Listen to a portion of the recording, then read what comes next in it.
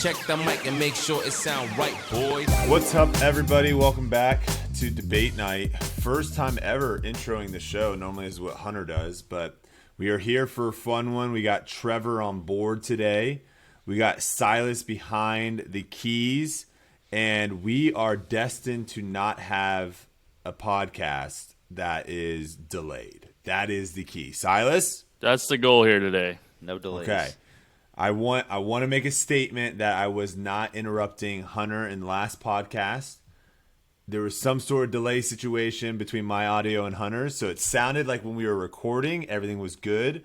But then when it actually went out to you guys, my audio was just like pushed up or something. And so I think we're good though. Trevor, no interruptions today, yeah? None Minimal interruptions. I will say we did post on Twitter that you were coming on the show. A lot of people were excited about it because, surprisingly enough, I think some people think you and I would disagree on more topics than me and Hunter. Not true at all. But the thing is, I think all three of us kind of agree most of the time on like disc golf stuff, like big disc golf ideas. But Hunter, a lot of times will, like, if debate night was not centered around disc golf, we would probably have so many debates because he says a lot of things that just make absolutely no sense. Yeah, well, I mean, that's why we have our most intense debates on the banter. That's kind of why that is the case. Yes. But yeah, no, I feel like usually when we have like a debate and it's like you, me, and Hunter, typically you and I side against Hunter. A lot of in times, most cases, yeah. Mm-hmm. He now is like, getting close to that professional golfer status, so he is coming to the dark side a little bit. Yeah, that is true. He's felt the allure of the country club. Yeah, he knows the country club lifestyle. But not too much went down this past week. I know you guys talked a little bit about Mid-America Open on Grip Locked. Yeah.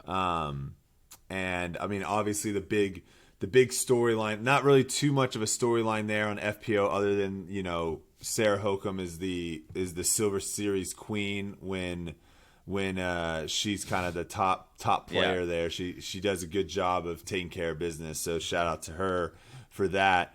I did find it was pretty funny when Luke Humphreys, who I thought actually did a pretty good job, we can talk about this too, I thought Luke Humphreys did a great job doing like the post interviews. I thought a lot of the questions he was asking were great. Yeah. The one that I thought was very funny was him asking, hey, you got kind of momentum going into Worlds. How does that feel? And she's like, yeah, I don't like those courses. She basically was just like, I'm just going to show up. Yeah. But like basically said that she had no chance, which is honestly fair. I mean, those courses don't suit her game that well. Yeah. But with that being said, before we jump into the whole MPO side, which had the biggest story of the week, let's talk real quick. How do you think I don't know if you watched live. I had a 12.5-hour drive, so I kind of had it playing while I was driving, which shout out to the lead card on MPO for making that round as long as possible, so my drive had something to watch. But how do you feel about the live interview right afterwards, right, with Luke Humphreys? And then they would do like a commercial break, and they would come back, and then Brian would do another interview with them. Yeah. They've been starting to do that more. What are your thoughts on that? I've seen that before where it's like, okay, yeah, we'll go to a break and then we come back, we'll be like in the like post press conference area we'll hear more from them or whatever. It's weird. So I'm guessing what their mindset is, and this has probably always been the reason why they do the interviews the way they do, is because I think they feel like they're going to miss some like moment if they don't talk to them immediately. And okay, so let's think like it's kind of like winning in disc golf has always kind of been awkward because like when you see the players, like, okay, let's think about this on the PGA Tour. What happens after a win? Okay, usually some kind of exclamation from the player, maybe a fist pump, maybe a tip of the hat to the crowd, whatever. Then they're going to probably hug their caddy. Then they're going to shake the other player's hands. Then they're going to walk over and their family is going to greet them. Like, the crowd's going to be clapping the whole time. Like, it's kind of like a moment the camera captures it. Like, that's the moment you're looking for. In disc golf, a player taps out for the win, and they kind of just like stand there by the basket usually, and it's kind of just like they don't really know what to do with themselves. Some of these courses are starting to set up in a way to where we could have a finish that looks good, because they're starting to set up like these scorers tents. And granted, they are literally just like the tents that you would see like on the side of like a little kid's soccer game. So it's not like anything special, but they are starting to set up these scoring tents. And I think that's what we're missing, is like what you just said can all happen. Granted, the family's probably not there, but right. Well, there's also not really caddies usually. There's starting to be more on tour now. Well, there's not really. Yeah, it's a little. The caddy relationship is a little different. Yes, though. Definitely different. But you can still have kind of that interaction, and then you can still have the interaction of the player giving the high fives and stuff as they're walking to the scorer's tent. And then once they kind of get in the scorer's tent, that's when it's like, okay, let's not just like film them figuring out their scores. But yeah, you're right in the sense of where there is that awkwardness for a lot of the players when they win, of like, It almost seems they don't know where to walk. They don't know where to go. Yeah, they're just in no man's land, and I think maybe part of it has to do with like they know in their mind that an interview is about to come out of nowhere, so that might be part of it. Because like I think they would normally just start walking away, but they kind of have to stand there. They almost feel like they're frozen on they're stepping on a mine, and they got to stand there and can't move. Now, and what I will say is like, and the Pro Tour has always been like, they never implement things 100%. They always like slowly implement things, and it's smart. It's very smart from their perspective, because they're working with disc golf. Probably has the most like sporadic fan base of any sport, as far as people that are so on different pages as far as what they want in the sport. I mean, if you scroll through Reddit, like people who hate live disc golf, people who love live disc golf, people who hate this, love that, like it's all over the place. So like I get their strategy. And I will say, particularly Terry and really all of them have gotten better at like, okay, when we're doing this first interview, let's keep it very simple and like very short as well. So it's getting better. And Terry is very good at like also like being pretty prepared, I think, for like when a player doesn't have anything to say. And like not just like standing there awkwardly. With the microphone. So, like right. Yeah. So I don't know if like their goal is like, okay, we're moving in the direction of getting rid of that, so let's just slowly phase it out, or if they've just kind of settled in on a new strategy that they're trying. I still think it's a bit strange. I think it's even more strange that you hand them the trophy right away.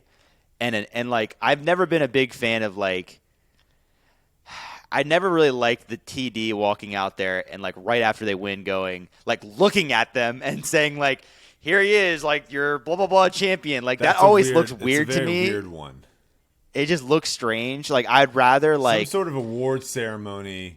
Right. Just like, and it can literally be. It doesn't even have to be that big. No.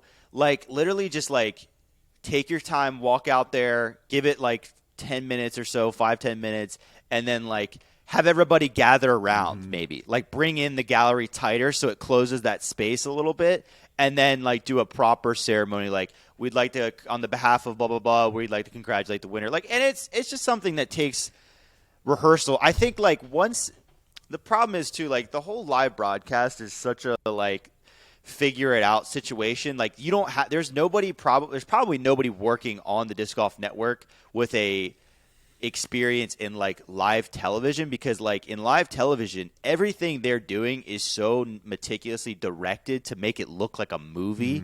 Like like you're watching right, you're watching golf events and like, oh, and then they bring in the B-roll shot of them engraving a name on the trophy, and then they like every shot is very planned to make it look cinematic. And disc golf just, there's still parts of the broadcast that feel like a home video, and I think the winner's circle is really a big part, because it's like, okay, we're switched to a camera that's still walking up to them, and Terry is just kind of standing there awkwardly waiting for his signal.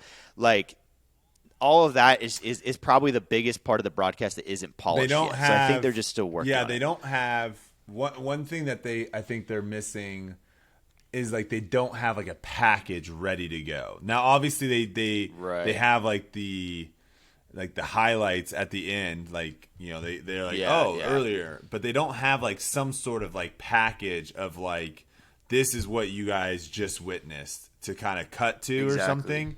But one thing I think they're also missing, I'd be curious to see what you think of this, is I think as the Pro Tour continues to grow, as they continue to get more and more fans, I think it's going to be very important that they are not just focusing on, and they're doing this obviously by having another camera out on the course, being able to film people that are, you know, playing well or moving up the leaderboards that aren't necessarily on like the 2 live cards.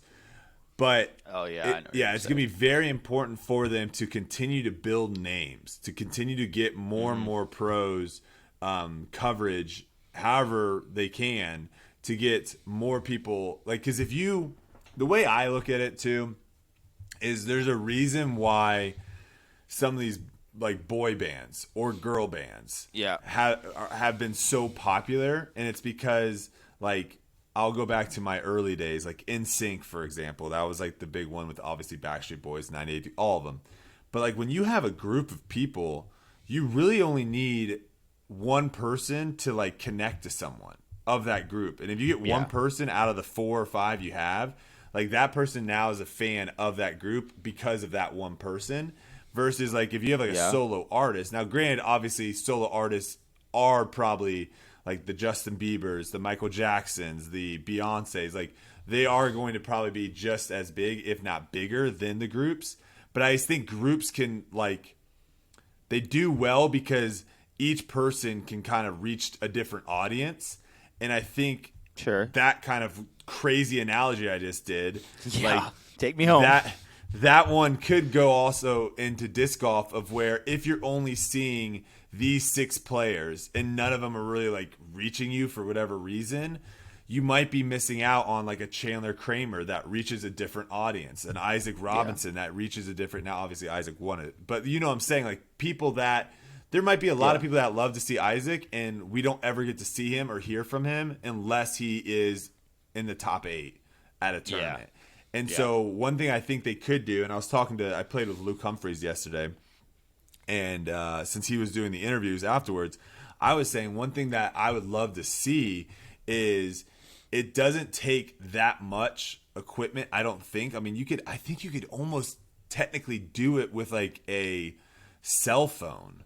Or this is where they need to figure out a way of being able to film stuff without like the live box and get people the footage.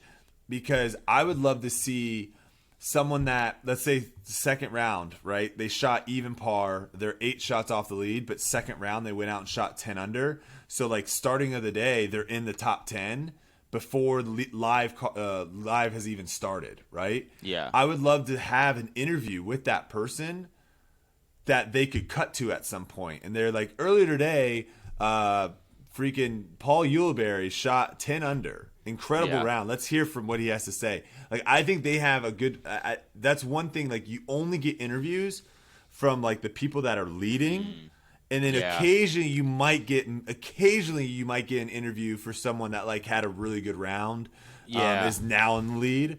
But I would love to see, like, they could easily throw in, like, when they have segments of like not knowing what to do, that would be a perfect time to have like a 15-20 second interview with 10 different players throughout the day.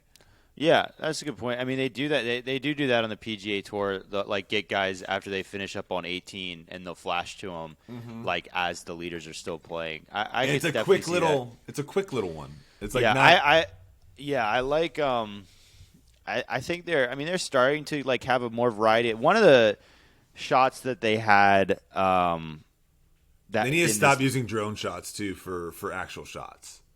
Oh, I disagree. For certain putts? For putts? No, not for putts. They're the only. Okay, the only. Let me be clear on my stance on this. The only shots that I have seen I've seen a lot of bad drone shots, but the only ones I've seen that I thought were cool were up shots. There were certain up shots that were like wide open, so like you don't need to see a line. And but you watching can see the how disc, close the disc gets to the basket. Right, and also it just gives you a good perspective of the distance of the shot. And let me also be clear: Is it I'm too not saying high I want. though? Well, would you like the drone if it was sitting like 50 feet above the ground, not it's like 150? it's like when you're watching the NBA and they switch to an alternate camera angle for like one possession.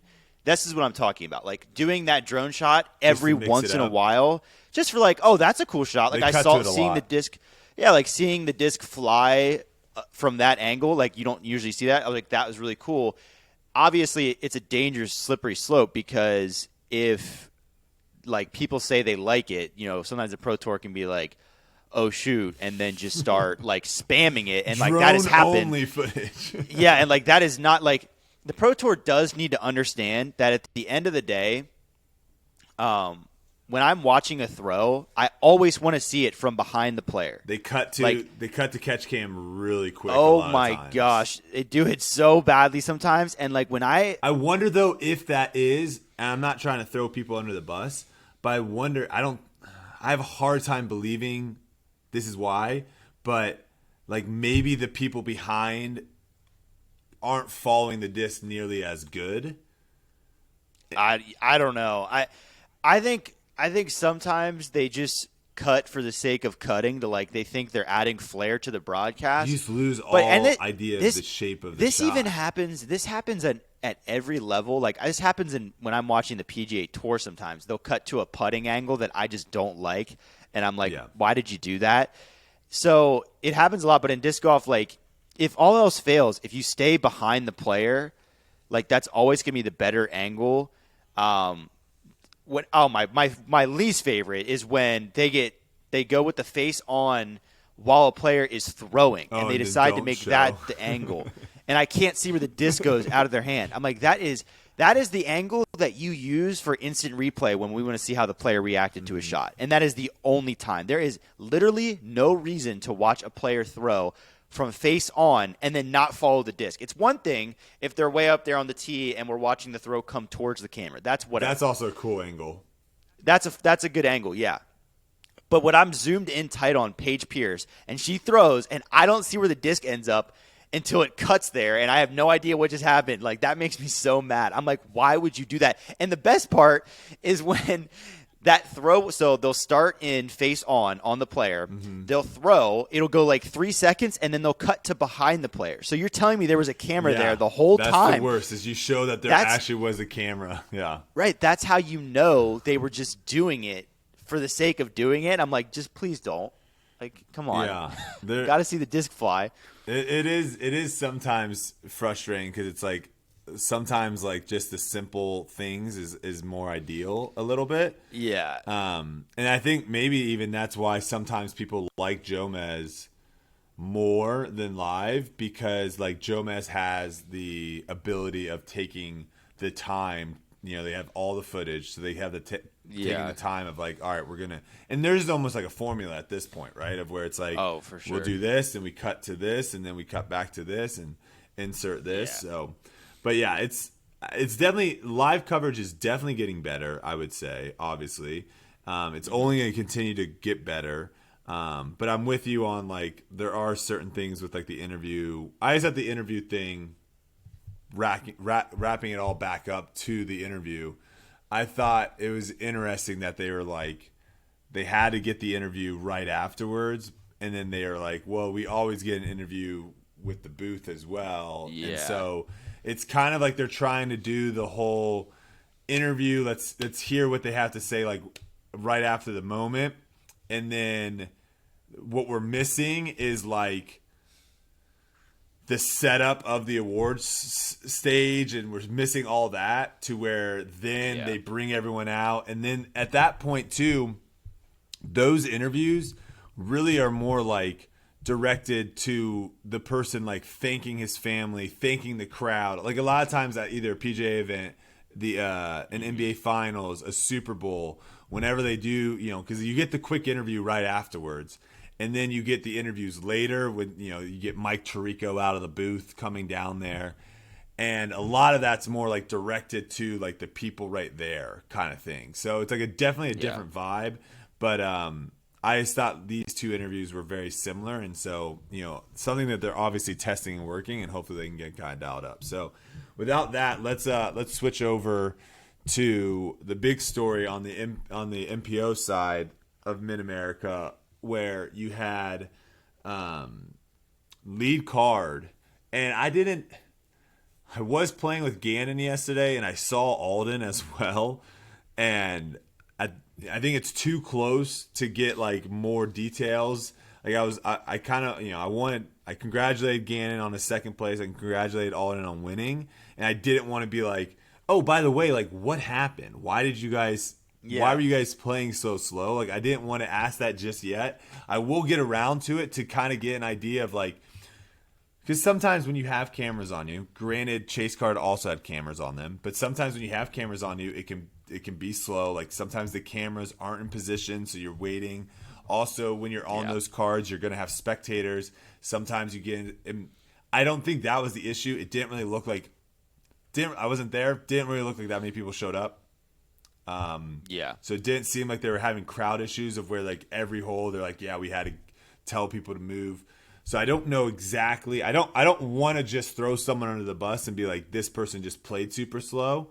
I did see that Gannon obviously had multiple shots that took a long time. I believe Alden did as well.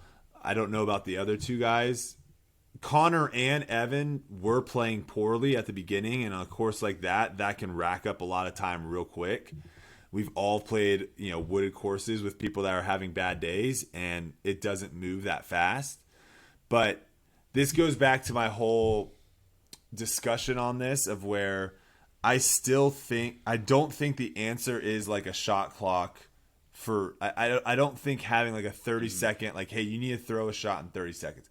I don't think that is the answer. I actually hate that idea. Yeah, I do too. Because there are some, like, I don't want people to get in spots that they feel rushed and they feel like they have to make a quick decision because they only have 30 seconds. Like, certain times you have to take your time, figure out, like, I've never been over here. I can barely get to my disc. Let me try to figure out a line. What am I trying to do? Assess the risk and then execute your shot. The thing that needs to be quicker is like putting. You have a straightforward 25-footer. That shouldn't take that long. A straightforward 200-foot upshot. That shouldn't take that long. And tee shots. Like the tee shot doesn't change. Granted, maybe wind might come into play sometimes, but tee shots should not take that long either. And with all those things taken into account, it then needs to be kind of like a group. And this happened to us at D-Glow. We had a PGA marshal come up to us and say, hey, there's a 2-hole gap between you and the group in front of you. You guys need to, and we had like the last 2 holes, we had 2 discs that we almost lost. So we were just like looking for discs for 3 minutes. And that's how you kind of can get a big gap like that. And so we looked at everyone. We're like, all right, let's play quick. And within 2 holes, we caught right back up with them. So, it can happen that way, and I think that's the right way of going about it. Is like if a PDJ Marshall was there or the TD or someone was there, like when that 5-hole gap got created, or I don't even think you let it get that far. Maybe 2 holes. You let it get 2 holes. And you come to them and say, you guys have a 2-hole gap. You guys need to get this closer. And if they don't, then you give them a warning, and then you can start assessing strokes. And you start assessing strokes on people that are taking too long. That's the key. Yeah. So. Yeah. The whole shot clock thing, people, it's such a tough thing. Like whenever you're dealing with golf, like it's so hard to understand like that there's like unwritten rules and like etiquette that like pushes the game forward. Like it's not everything. Like the game just can only exist in its purest form if people just agree to follow the rules without having to like have a mini with a shot clock in it. Like the idea that like if you like everybody thinks like, oh, it's so simple, like just have everybody is timed with 30 seconds. Okay, well now imagine a scenario where Gannon Burr or whoever it is putting out for the win on 18 and he's 1 second too late and now he loses. How stupid is that, right? Like that would be like his mini starts buzzing. Oh no, he didn't beat the buzzer, and it would be the dumbest thing ever. So like it's so easy to say, oh, let's just add in a time limit. But the way this is supposed to work is that, you know, you normally are supposed to just take not a lot of time to play, and then you're going to have some shots during the round that take a little bit more time, and then it should balance itself out. And I agree. I think that a marshal should just be in play.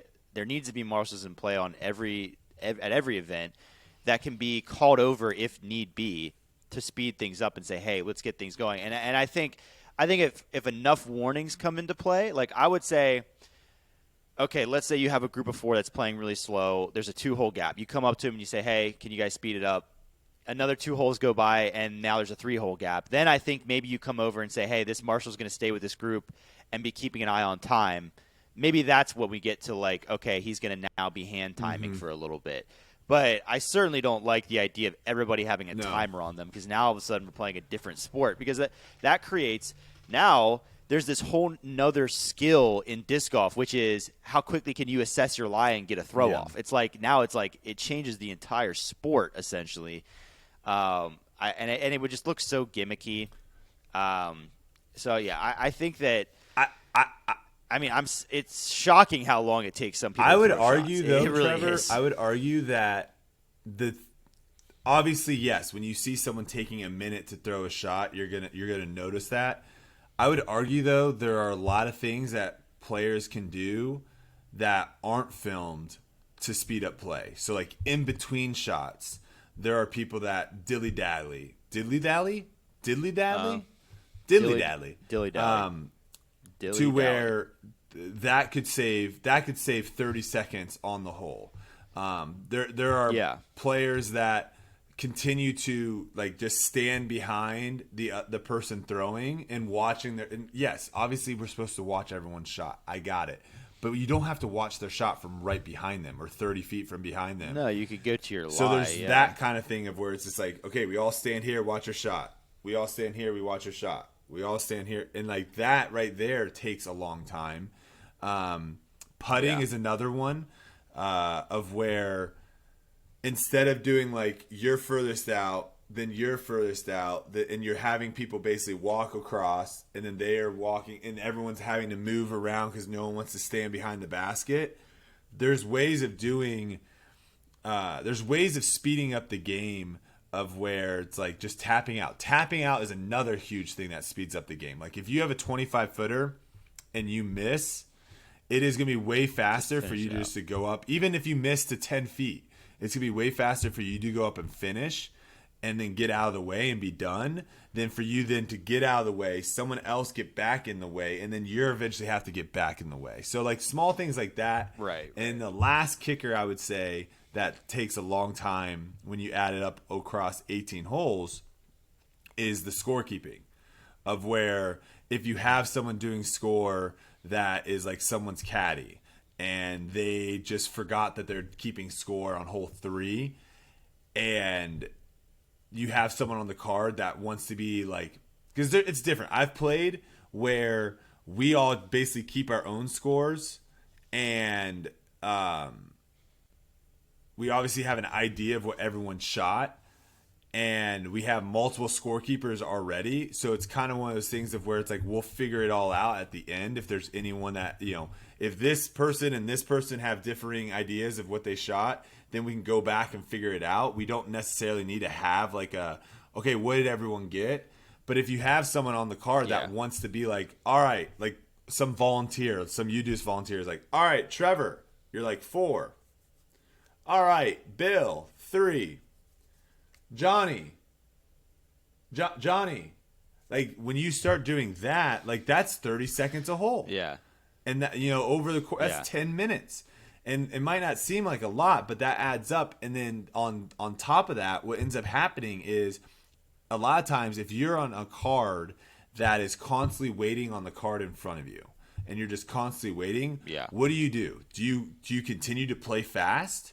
Or do you say, guys, we're going to be waiting all day. We might as well just take our time. And then what does that do for the people behind you? Up. So it's like this weird thing of where it just, as it gets worse, it just gets continued worse throughout the day. So something to think about. I'm not going to throw anyone under the bus and say it was this person's fault or that person's fault. I did think it was funny that Drew posted that tweet saying like all the activities that he did prior to them getting onto the 18th hole. Yeah. That was pretty funny. But yeah, pace of play, it's going to get more and more of an issue as live coverage gets more and more popular, because you're going to get a worse product. It's just a worse product having to wait. Yeah. That was the frustrating thing, is seeing people that were cutting on the live coverage because of pace of play, and it just doesn't need to happen. Because, like, you know, with the card ahead of them getting finished so quickly, there was way too many holes where there was no other golf to fill in with other than the leaders. And then you've got two guys on that card of the leaders who are not even in it, so they're not even needing to show all of their shots either. So, like, it got messy. I think the thing is, too, like, a lot of these players that are, like, the offenders, essentially, of this issue, the problem is they're not realizing what they're doing. Like, I think they're just too far in their head that, like, they don't have a concept of how much time is going by while they're rehearsing or doing their routine, because they're just completely, like, zoned out. So I think that's the hardest thing, is, like, they're just going to have to basically develop quicker routines. But I agree, there's also a lot of other things that can be done to speed things up, and it's just going to be a I feel curve, like I'm a pretty fast player when you look at the average. Yeah. And I was getting messages after DDO saying how long I was taking on some of my shots. And I was like, what? Was I taking that long? And no, to be fair, though, like, some of the shots in DDO, I think I was taking definitely over 30 seconds. But when I was playing, it's exactly what you're saying. Like, when I was playing, it didn't feel like, oh man, I've been standing over deliberating on what to do for way too long. Like, time slows down so much when you're, like, in that focus mode. Yeah. That it doesn't feel like I've been waiting for a minute to throw the shot. So the only time I've ever felt like, oh, I'm taking up too much time is, like, if I switch discs, like, twice. Like, if I'm like, oh, I want this shot, and I switch once, and then I have to switch a second time to another disc, then I feel like, okay, this shot's taking a while. But until that point, like, no. And I think it's tough, too, because in disc golf, there are so many disc golf players who are step-up-and-throw guys that there can be a huge, stark difference between those guys and even guys that take a normal, acceptable amount of time.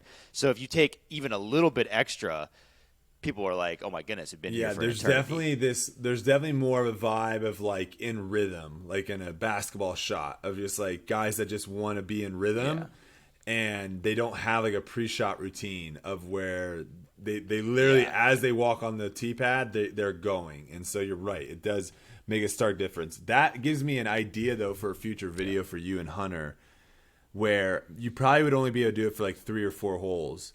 But go to, like, New London, like a longer course. So you can go, like, Fallen Creek Golds, and you basically have to address your shot, but you can't throw or putt for a minute.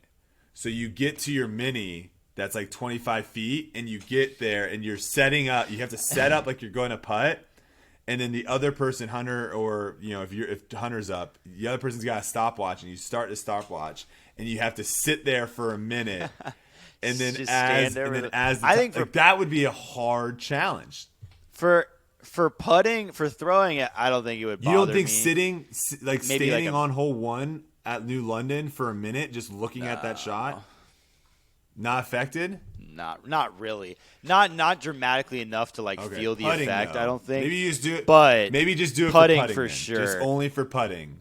If you had to stand over a putt for a super long time every single time, and you weren't allowed to back off it, that would be tough. I don't know. Yeah, that would be like you miss a 30-footer and it rolls to, like, another 30-footer, and then you have to walk over there and stand there for another minute. The only problem is it would be tough to gauge correctly, only because, like, if it's just like a normal video, like, the pressure isn't super elevated. Like, if we had to do that in, like, that is like, true. Maybe it's a punishment then. Maybe it's a punishment that, match. Like, in the next weekly you have to do it. Oh man, I'd hate whoever. Yeah, and hopefully you don't get punched by someone. Yeah, no, because like if there was enhanced pressure, that's when it would really come into play. Have we ever discussed my favorite punishment that you will never do? That you have decided eventually will crack you and it'll be a punishment. But have we ever discussed the? I don't think, Silas, we haven't discussed it on this podcast. What is it? It's the one where the loser has to show up to like the local mini as if like they're, and it's not like in Lynchburg. It's like in a different, because you guys already do enough stuff there that people kind of have an idea of who you are, so it wouldn't work. You'd have to be like, it would have to be in a different spot. So it's like Tampa, like, not everybody would know us. Or Tampa, whatever. You go to like a local mini in Tampa, and you show up like you're the top dog, and you're like walking up to people, grabbing their phones out of their hands, taking selfies. Walking up to people like, stabbed. oh, you want me to sign that disc? And before they have even time to respond, you just grab their disc and sign it. Like that. That's the best punishment of all time. That would be very funny if like I was mic'd Well, yeah, up, it's so like a hidden camera. Like, you're gonna have a wire on you, and we're gonna have a hidden camera on you. What's funny about that is like there are just some people on the disc golf course that you meet that are just like blatantly arrogant and like are not self-aware about it. Like I can't tell you how many times I've talked to somebody, like somebody will come up to me and be like, I mean, there was this guy in Charleston who literally came up to me and told me that he was kind of a local legend in the area. And he said it with a straight face. Like, I just don't understand. Like, and like, there are people who be like, he'll just be like, yeah, man, like, yeah, I've shot like 4 course records at this course. Like, yeah, like there are just so many people who like just say things like that and don't realize how it's perceived. And like, I'm okay to let it slide because I just understand that that's a personality type that exists and like whatever. But like, most people are gonna look at them and be like, are you kidding me right now? Like, why are you bragging to me? Like, it's.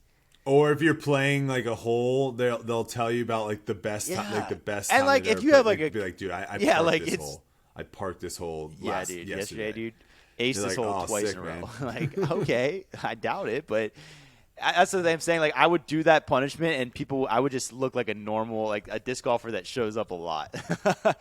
Like, I don't even know if I'd be like the most cocky one there. There'd be like another guy who's just out doing it. It still would just be funny to see you and Hunter have to. I think Hunter honestly would pull it off better than you. I think you would have a harder time. Just for the embarrassment factor? Like keeping a straight face and like being able to do it. I think you would have a harder time. I don't know. I think Hunter can get to like those. I think Hunter sometimes can get into like that mode of where he just like blocks everything off and is just oblivious to everything.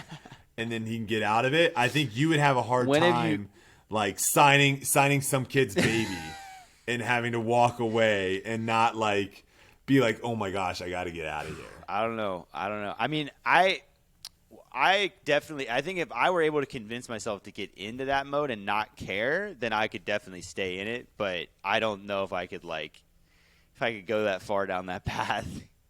Yeah, it would start escalating really quick. I would definitely get yelled at. I wish so badly that I could be that guy who could just like insert myself into situations like that and just like act like a crazy person and get really good content out of it. But it's so hard. It's so difficult to do that. I was there for like a couple years of my life. Yeah. I had that stretch of where I was doing like these videos where it was just like super sporadic. Now that I look back on it, I'm like, how the heck did I ever do? Like, I would feel so uncomfortable doing those now. But yeah, it's just you get into the mode of where it's just like, I'm just gonna do it. Well, once you get once you get into it and like you get through a few people, it's a lot easier. But like, it's tough. The start is definitely the hardest. I will say I do go through a lot of like the autograph, how like the autograph lines work right now. That's a different story, but I actually will like, instead of like, because I hate sitting at a table and having people come up to me one by one. I think that's just very weird.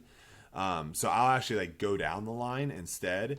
It's much faster, and then also it helps to where like if you want, let's say my autograph and you want someone else's autograph that's not there, you don't have to like get my autograph and then go to the back of the line to wait for the next person to Yeah. come. You kind of just stay in your line as I go down.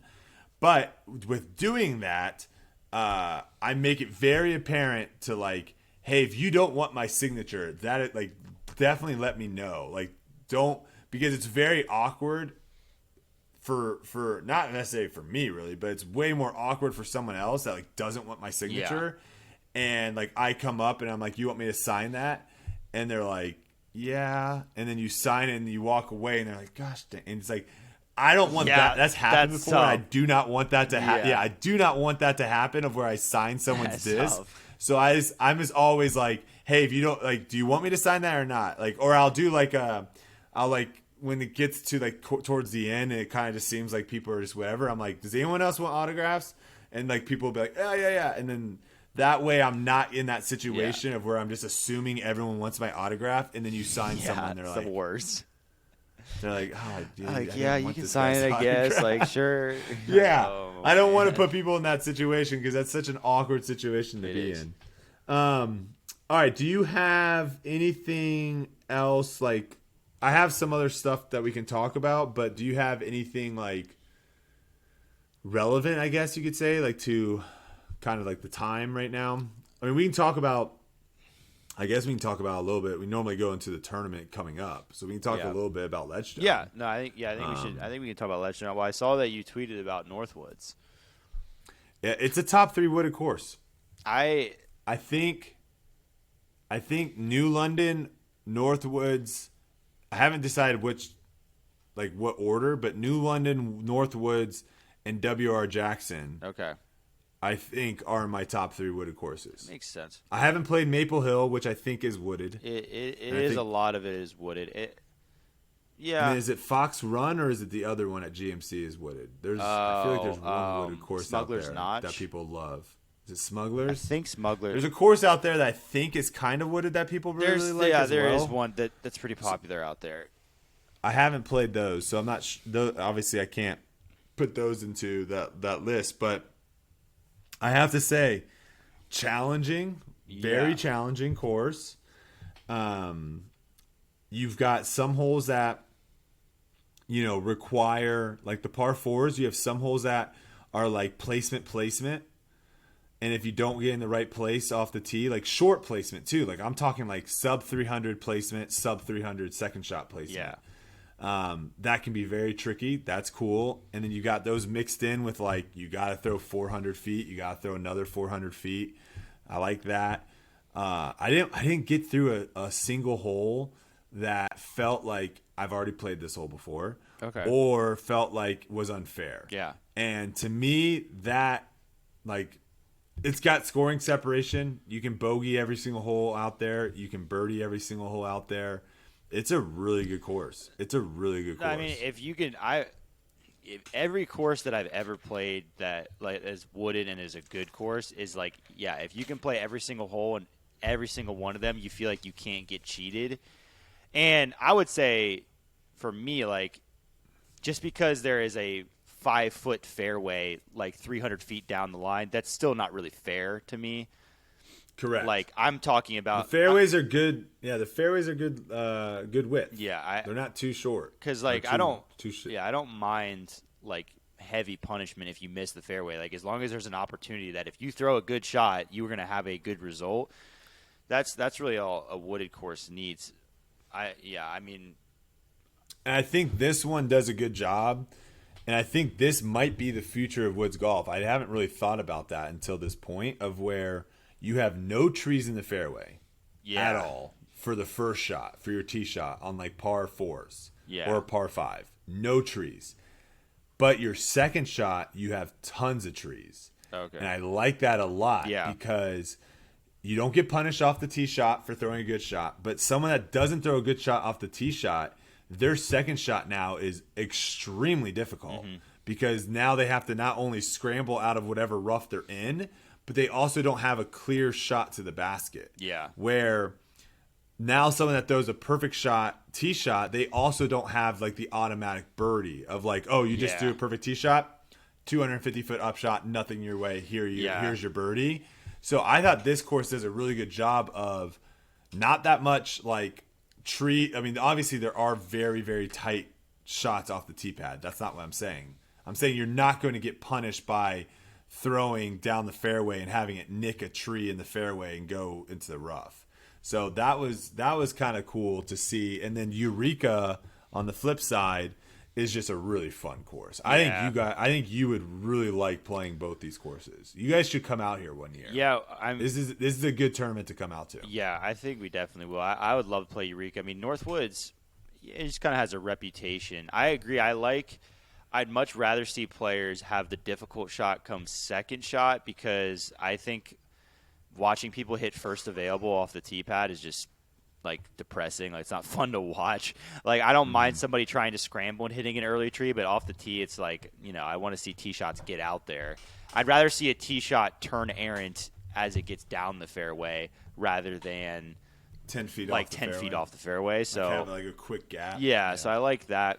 Yeah, there's nothing I hate worse than like a gap that is like so close to the tee pad that you can practically touch it with your hand from your throw. I can't stand that. There is like this obsession in disc golf to like, oh my gosh, look at these trees that are like 4 feet apart. What if we had the end of the tee pad just end right in the middle of this gap? Or like why do they do that? I don't understand.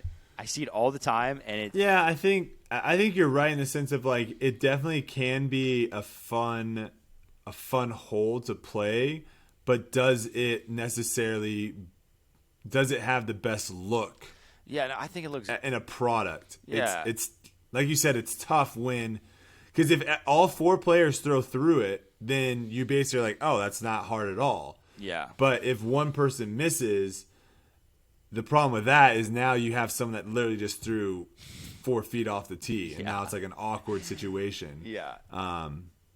Yeah, that's an interesting one. I haven't really thought about that. Like how far away should like the first gap be that you need to hit? Yeah, I like if I'm fine with like a consistent fairway length, like all the way back to the tee. I just don't like when it's like I remember they did it at the Portland Open like 2 years ago when they first went to the golf course, and there was a few tees where it was like, okay, there's no defense for this hole because we're throwing it into a golf fairway. So let's just put the tee pad pointing at this tiny little gap. And then like nobody hit any of those trees the whole event. So it just kind of looked stupid. Like now you're just blocking the view of the throw. That makes sense too, yeah. And like, I mean, there's one hole at WR Jackson, I think was it 17, the one that has a tiny gap. So you have to go up the hill and then you kind of turns right. Very tough par 4. Yes, 17's very tight gap so off that, the tee. It has that little gap, and like, and maybe this is just like from the experience of playing it in college, but I think it just created weird scenarios where like only one person would miss the gap, and then like it's almost like too severe of a punishment. It's kind of like that miss big, miss small argument where it's like if you're missing big, a lot of times you get luckier than the people that miss small. That is true. And so when you have gaps like that, you'll see people who miss big and they either hit the tree square and land right in front of it, or they'll miss big and miss it completely and go like around it. Go way far down, yeah.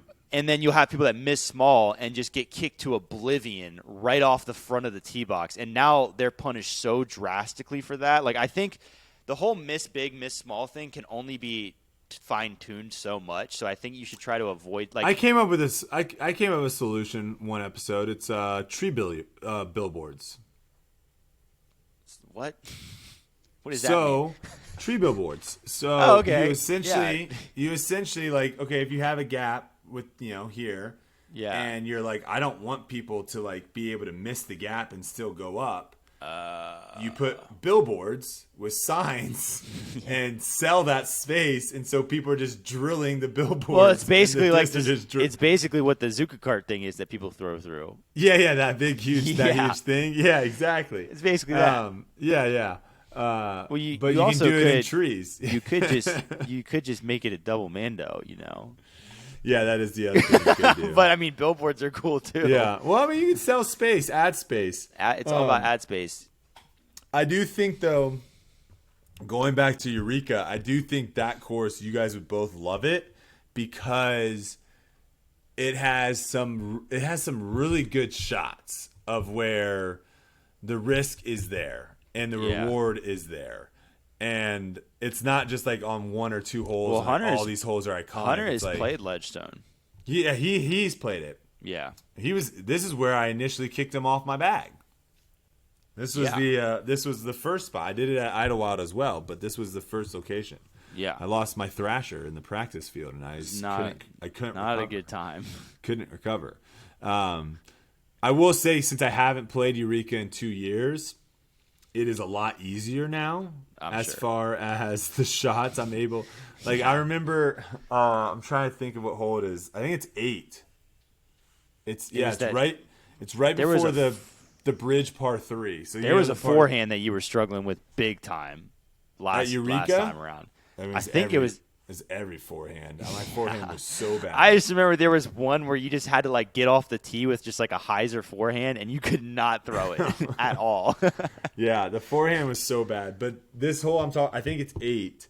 It's right before the bridge hole where you throw the par 3 off the bridge. Yeah, it's got like a 30-foot gap, maybe 200 feet off the fairway, of where it's just like a bunch of trees and bushes to the left, a bunch of trees and bushes to the right, and you're throwing like an open field, and then you gotta get through this little gap into another open field. And walking up to it, Gannon's like, "Oh, you probably doing the hyzer route." I was like, "What?" He's like, "You're probably doing the hyzer route." And I remember I had played with Aiden Gerthy, who, for those that don't know, this guy throws so far. And he did this when I played with him. And I was like, my gosh, who would ever do that? And now, like, when you get to the point of, like, as you increase your distance, like, you start looking for shots that you would not have in the past. Like, most definitely. Yeah, if you can only throw 400 feet, you're not looking at potentially, can I get over these trees that are 300 feet away and 60 feet high? Like, you're like, you already do the math, like, no. But, I'm probably just going to throw like if the wind's right, the wind was a tailwind, so it was a good wind, I'll probably just throw like a hyzer all over these trees and like take the gap out completely. So like there's certain shots like that obviously make the course a lot easier. But again, it's one of those courses where if you're throwing good, you're throwing it in bounds, you're going to score well. And if you have an off day or you're not putting well, you can easily shoot over par out there. So it's still a good course, I think, in my opinion. And if the wind is up, then that course gets obviously drastically more difficult. Oh, yeah, it gets way tougher. But I think there's going to be an overall pretty fun tournament. I think there's going to be a decent amount of people, good crowd, which is always awesome. It should be packed just because the size of the Am field. 2,000 people playing. Yeah, there's so many people at that event. I don't like. You think about the amount of money they're bringing in; it's crazy. I think it's the largest tournament in the world at this point. So. I think you have to still do that, though. I think for a lot of these places, you have to have some sort of like events and stuff going on to attract the people to come out. And then now that they're already coming out, they might as well watch. Because I don't think you're going to have like the person from Chicago that's like 2 hours away. I don't know if that person, if they weren't playing in the tournament, I don't know if they're making the 2-hour drive to come watch. So that is an interesting strat. All right, I got nothing less left in the short term. We got a couple of topics. I'm gonna run through these real quick, honestly, because I think some of these are kind of But first one, these are some of the debates that me and actually Hunter debated. I had Silas pull these from the archives. So these are the handful of things that me and Hunter have actually debated on debate night. We'll see if we actually disagree about any of them. All right. So the first one is duration of Worlds. Do you think Worlds, for it to be like, do you think it needs to be 7 days, 7 rounds, 6 rounds, 5? Do you think it needs to be more rounds than 4, essentially? So this argument, I've gone back and forth on this one because it kind of drives me nuts, because this is where I'm at with Worlds is my soul does not like the idea of a golf event being more than 4 rounds. I do not like it whatsoever. I think it's stupid. And I think like final 9s are dumb. Like I just don't like We them. both agree there. I like the idea of like changing up a format in the middle. Like, I don't know. It's weird. I don't like it. What I'll add to that is I think that the idea behind the extra rounds originally was probably to make sure that the best player won. And back in the day, there was very clearly best players, and that's the reason why you had Paul winning so many worlds, Climo winning so many worlds. They were clearly the best player. That's why that you gave them that many rounds, they're gonna win. These days, there really isn't clearly a best player.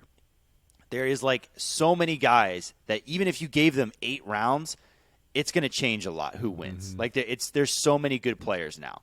So I think to that point, I think that point is null and void at this stage. So the other thing I'll add, the reason why I'm torn with this argument is the whole world title thing is weird. The idea that we have a world championships and there's nothing, and other sports do this, like other niche sports just like have a world title just because it's fun to have and it draws a crowd. But why do we have a world championship? Like, what does that actually mean? Like, I understand why disc golf started it back in the day because they're like, hey, let's bring everybody together from the sport all together for one big event and have the world championship because back then there wasn't a tour. Everyone comes out of the woodwork. Right.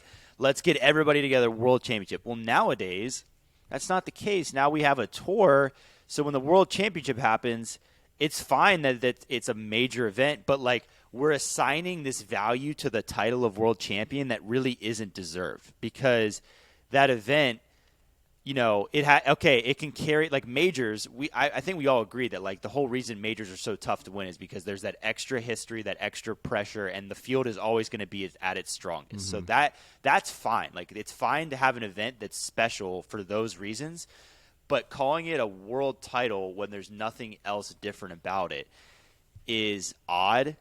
So like I think I've convinced myself like it's so like having a world champion is such a part of the tradition of disc golf that it's really tough to like just get rid of it.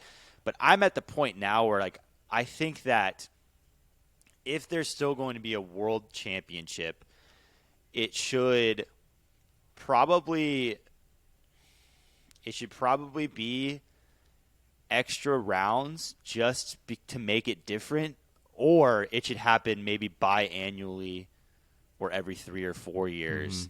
I think if we're going to continue having a world championship, there's no reason to just make it one of the majors. And frankly, a major that isn't even run as good as at least one of the other ones. So like that's the other weird thing. It's an interesting one. It's such a weird one. It is such a weird one because when you look at the two sports that are the closest to disc golf and how they run their majors, and that being golf and tennis right? Yeah. You look at tennis, and tennis has the French Open, got to be able to play on clay. They have Wimbledon, got to be able to play on grass. And then they have the U.S. Open and the Australian Open, which are both hard surfaces. And the U.S. Open, you're playing at Arthur Ashe Stadium. You're basically in New York essentially, and you have all that added like American kind of media and stuff. So there's that, and then the Australian Open's kind of like it's the Australian Open. That's probably like the one that's like the smallest out of the four. It is true. There's always one major that gets left behind. When you look at disc golf, the PGA basically. The PGA. Yeah, when you look at disc golf, and we can go through the PGA where you have Augusta. It's got obviously the rich history, and it's on that course, and you get the green jacket.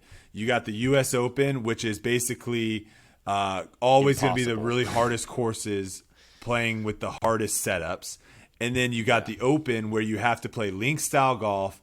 And you have to, most of the time, endure the elements, whether that be wind, cold, rain, whatever. So all three of those. You got PGA. And the PGA doesn't really know what they're doing. The problem is, I think what the PGA is and what the kind of Australian Open is what the World Championship is in disc golf, which it should be the exact opposite. Like USDGC, it's at Winthrop. Like the OB, the tough down the stretch, the history. That's cool. Champions Cup is brand new, so it's like, who knows? And then European Open, it's at the Beast over in European Open.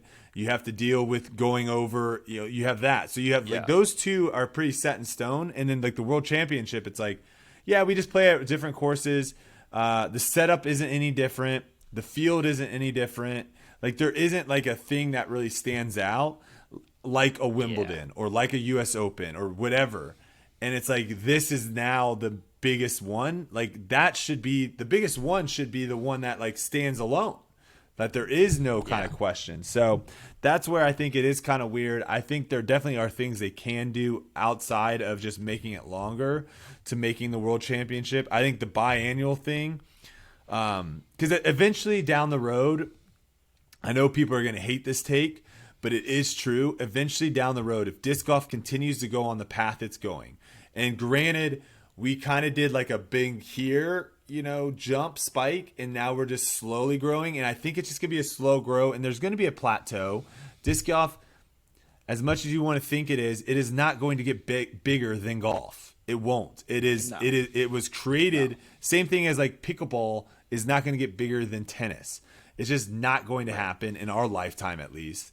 And it won't get close to the hockeys or the soccers or the baseballs or anything like that. It could get up there to a pretty high, like second tier sport, but it's never going to get this massive thing. But we still have so much growth to go to where I think like 10, 15, 20, 30, 40 years from now, they're just kind of how like people do that with Climo with his world championships. I think you're going to see the same thing with the people that have won world championships in the 2010 to 2020 era, because you can't tell me right now in 5 years winning a world championship in 2025. Well, that's not 5 years, but winning a world championship in 2025 is a completely different ball game than winning in 2015.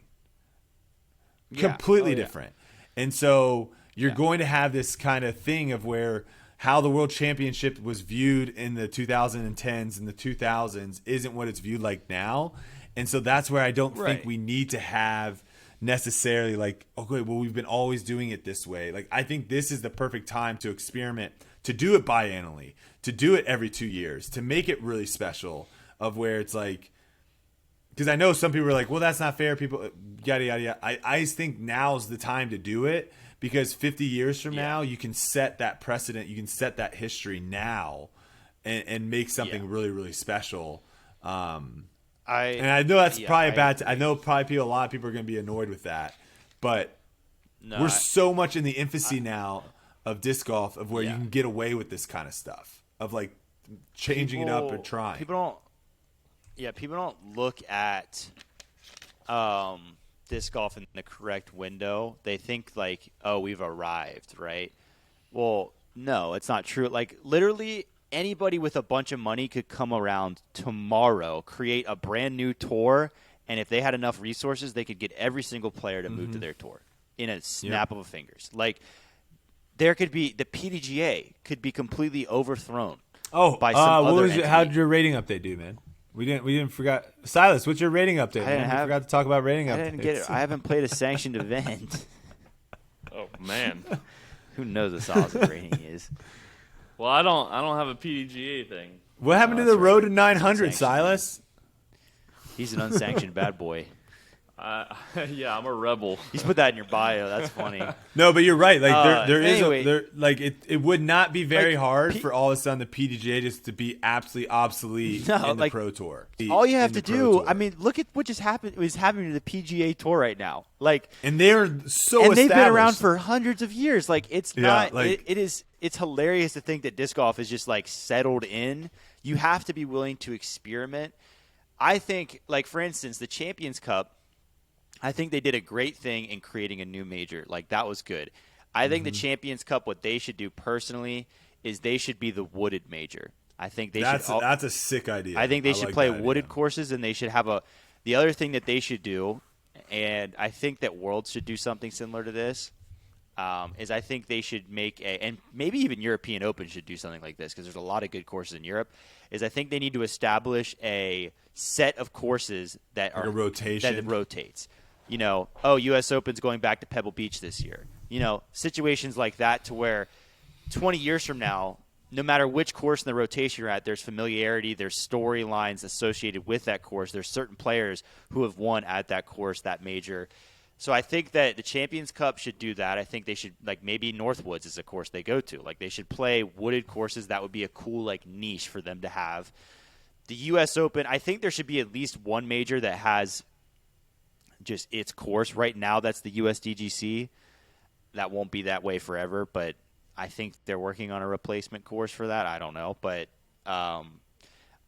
Worlds is so tricky because all it has is the title, and the title just carries so much weight in disc golf, and it's just like, how many years is it going to take for that weight to go down? Because, like, right now, and, like, it's funny. The funny thing, too, is you talk to a lot of disc golfers, even ones who haven't won world titles, and even these days they'll still say they would rather win a U.S. title just because of how difficult it is and the history with that event. Whereas, like, Worlds, other than the name world champion and, like, getting a disc that has your name on it, like, there's just so many weird incentives that come with winning a world title that it's like disc golf just has built this structure around the world champion.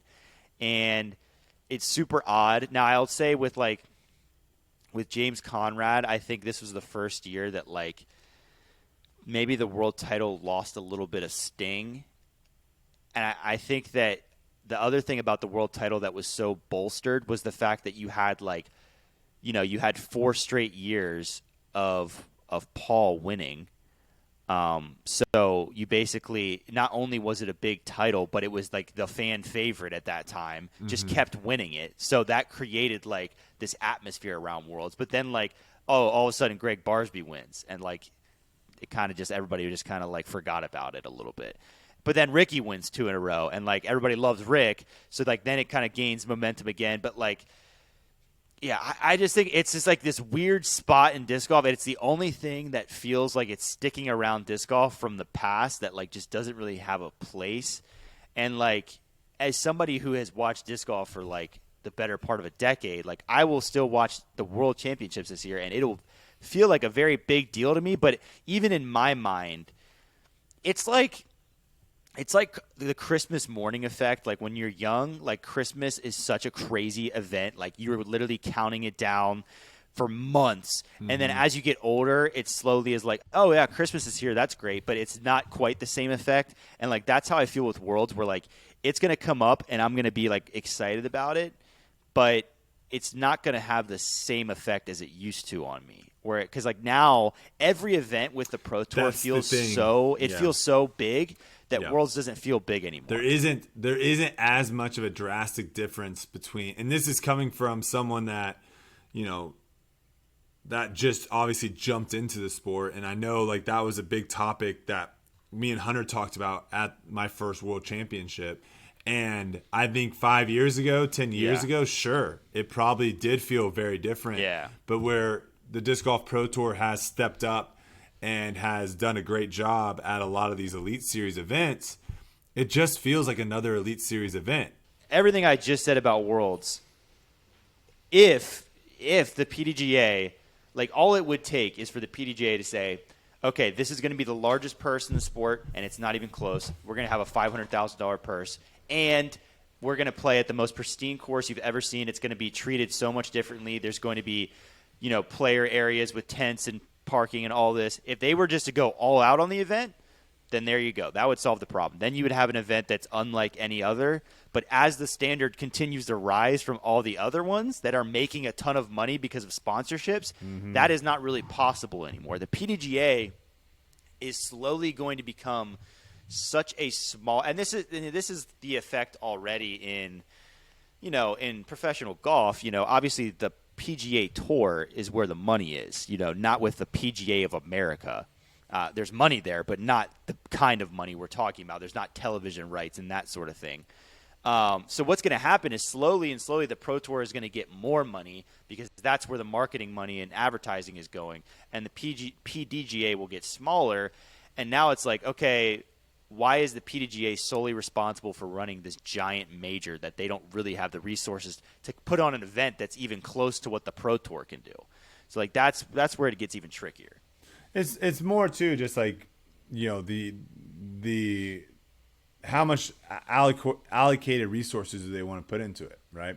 Yeah. And like that's the key is like if they do a good job, then sure, keep doing it. But I think we got to be okay with it. We got to be okay if people don't do a good job of being like, okay, we need to find a solution here. Yeah, it's the thing with Worlds too. It's so reliant on the host right now because like this year it's going to be in Emporia, so it's going to be great. It's going to be it's going to be good. Dynamic they're going to handle business because their reputation will be associated with the event, and so it'll probably be run really smoothly and it'll be awesome.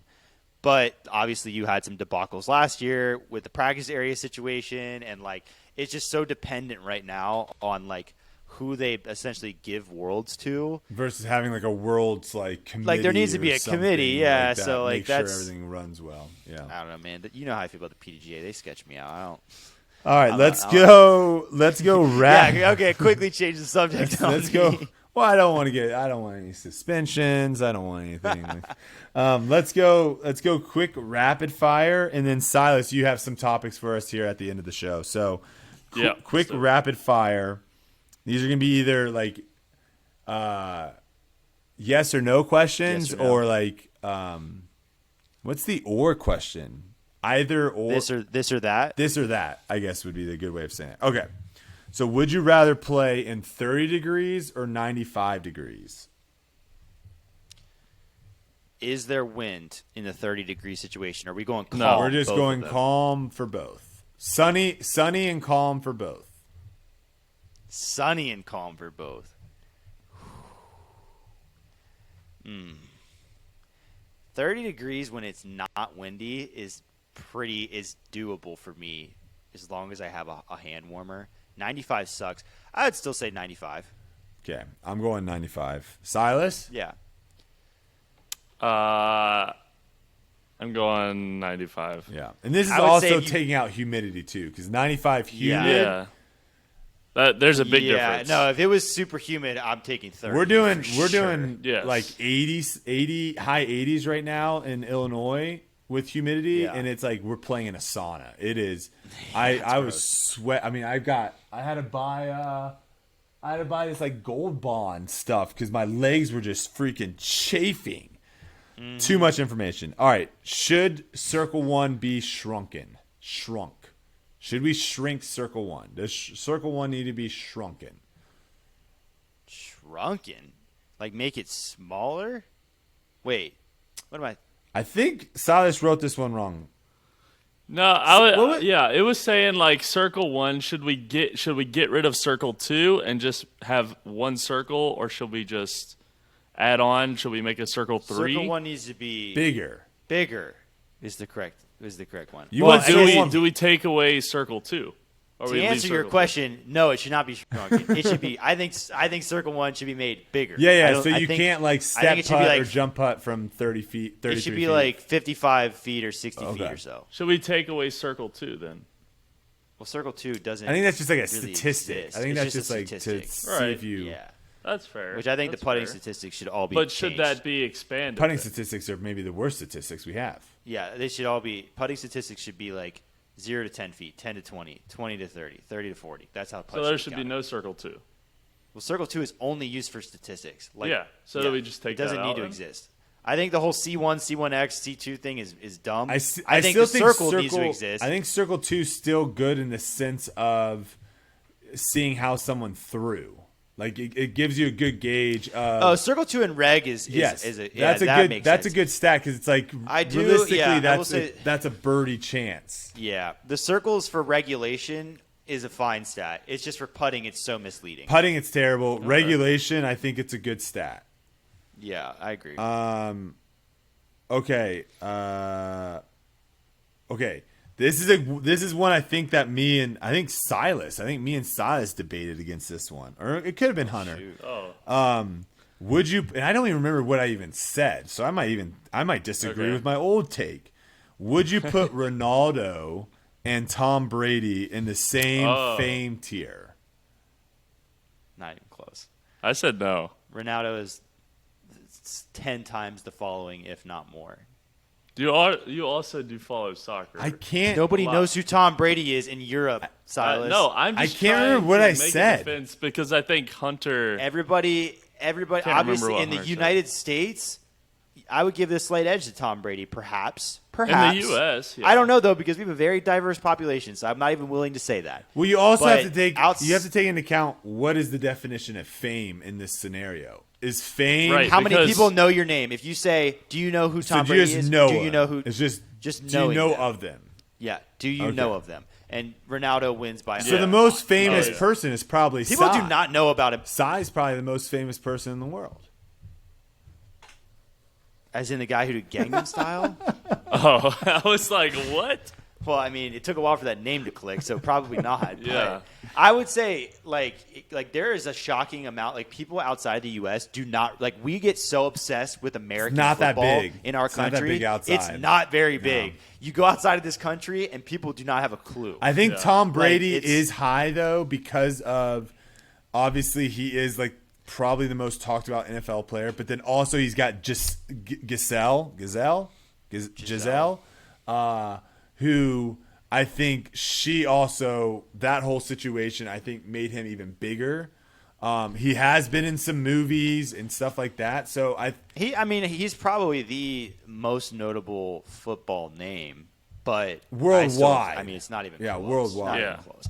There is a shocking. Like you would be shocked that the soccer I wouldn't be shocked. If there was I wouldn't be shocked. You would be shocked at how low tier of a soccer player you could find that actually has more notoriety than Tom. I wouldn't Probably be pretty shocked. far That would be I wouldn't be interesting. shocked. It's probably pretty far down. They take soccer very seriously in pretty much every place except for the United States. Yeah. Okay, last one I got here, and then we'll jump to Silas. Okay, would you rather be tall? I'm guessing this is more like in the scope of like disc golf. Would you rather be taller than me, so 6'6" and higher, or shorter than Hunter, so 5'10" or shorter? Hunter's 5'10", so I'd be 5'9". Is Hunter 5'10", not 5'11"? I'm 5'11". I'm 5'11". Oh, you got Hunter by an inch? Okay, so would you rather be It's close. would you rather I got him by a little So would bit. you rather be let's just say 5'9" or shorter, or Yeah. 6'6" and taller in disc golf? If you were like if you were just If I was literally able just to change your body type by height. I would be 6'6". That's not even a Okay. question. I'm not even quite I would be six. I'm not even quite sure what the I would be debate was on 6'6". this. I would be 6'6". No, I think it was. Hunter was probably saying that he would rather Hunter be was saying shorter. short. Hunter was saying shorter. But, like, I know this. That's a because, ridiculous argument because you are 6'5". Me being 6'6" is not going to change between 6'5" and 6'6", and you are on the tour.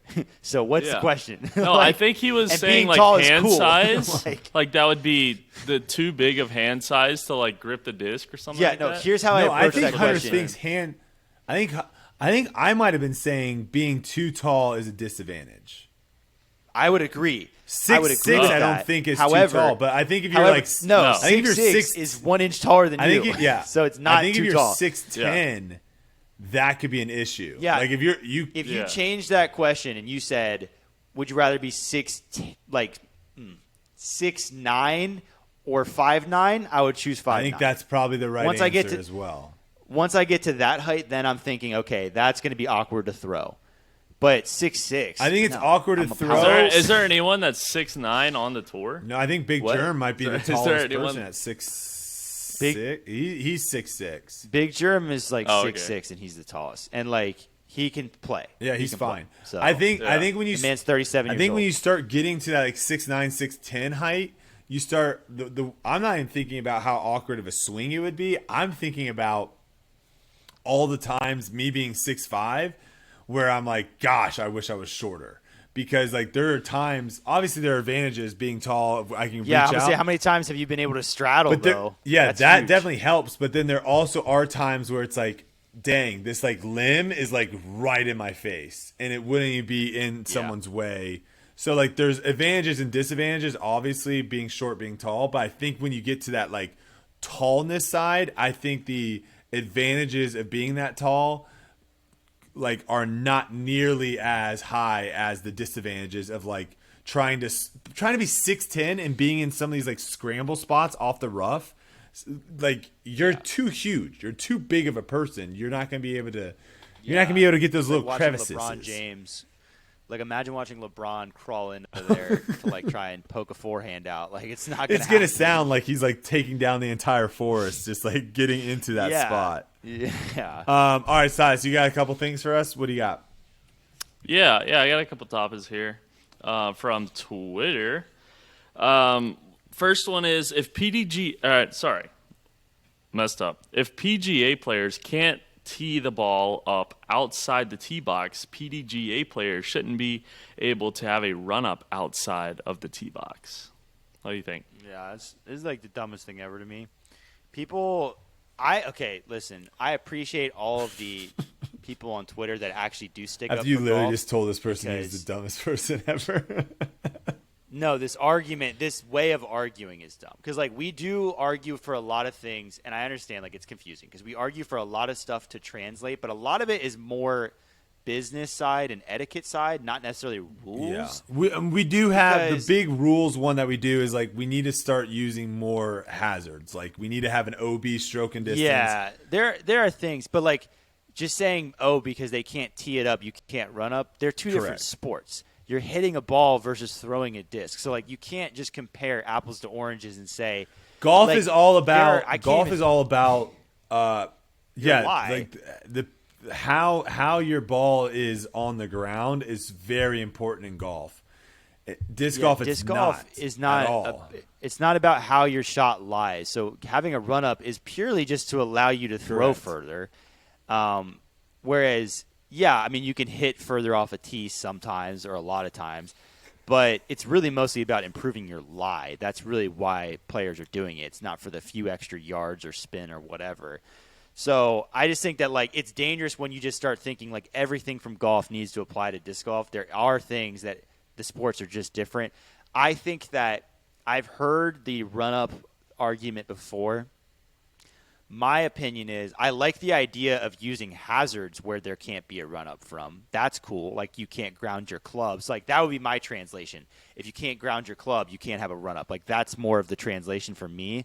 But I think if we took away run-ups, we would lose a lot of cool shot opportunities going forward into You'd have to also fives, change that a lot sort of thing. holes because now it's like courses would have to change. They're already changing in the way. Yeah, I don't. Yeah, I'm not a huge. Well, I will say though, now that we're talking about it, because sand and tall grass are like two things that cause run-ups to be very, very difficult. And I think that those are cool things to have incorporated into courses to really make it advantageous to hit the fairway. What do you think about this though?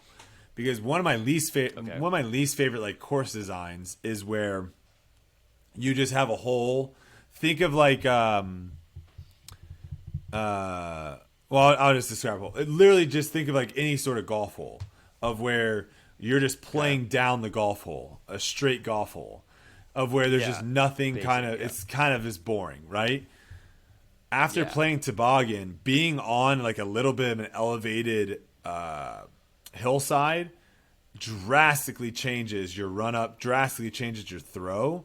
So what are your thoughts on like let's just say you have a wide open 800-foot par 4 and it's just a fairway straight down. So similar to like hole 14 at toboggan, but you start like incorporating like little hills. Oh, in the fairway. You just have like a 10-foot hill in the fairway. They already exist. To where they already exist. What do you mean they already exist? It's a little place called Dunapay's Dunes. Oh gosh. I'm talking more like it doesn't exist anymore. I'm talking more like small little humps and stuff. So essentially instead of me just thinking like I'm just gonna try to throw this as hard as I can and wherever I end up, fine. Now it's like I don't want to throw over 450 feet. Because if I throw over 450 feet, I might end up on this like little hill, and that's gonna make my second shot much more difficult. No, what I agree with. What I have found in disc golf course design is the best defenses for holes are typically things that they didn't even try to do, but just kind of ended up happening with the way the hole is laid out. Here's a perfect example. At Sandusky Park, the hole with the elevated basket, it's hole 6. The way that hole shapes out, there is a path on so there's a hillside on your right and then there's a low path to the basket, straight to it, and then there's a creek on the left.